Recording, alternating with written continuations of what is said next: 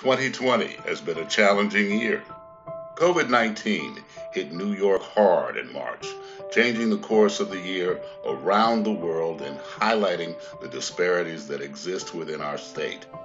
The public had their eyes open to environmental impacts on public health, with devastating effects in communities long burdened with air pollution.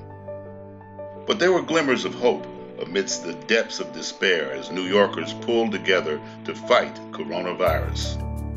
We saw how clean our air could be just by having fewer cars and trucks on the road. And with little indoor activity allowed, New Yorkers took to our parks, nature preserves, and open spaces, providing a much-needed respite from the quarantine. Much of New York was put on pause to help us flatten the curve of the virus. And New Yorkers are doing that. They're acting responsibly and diligently, and we are saving lives by what people are doing today. New York League of Conservation Voters continued our work advocating for environmental programs and fighting climate change because the pandemic didn't stop the climate crisis. Our accomplishments included passage of legislation to advance clean energy from wind and solar projects that will help meet our climate goals. This budget includes an environmental bond act that is going to address important issues facing the health and safety of New Yorkers. We helped secure a $300 million environmental protection fund and convinced leaders in Albany to propose the first environmental bond act in 20 years in a push to fund clean water, protect communities from flooding, and support green jobs.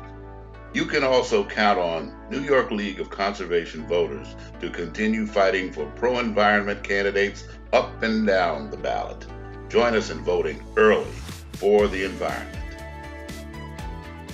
And while New York was fighting for our lives amidst the pandemic, we also got a stark reminder that communities of color are on the front lines of multiple crises, not only from climate change or a virus, but also from violence and racism. As an organization focused on the environment, the New York League of Conservation Voters has long been committed to fighting for environmental justice and equity in its work. We continue to work with our partners in the fight to change policies that unfairly impact communities of color, such as lead poisoning and asthma.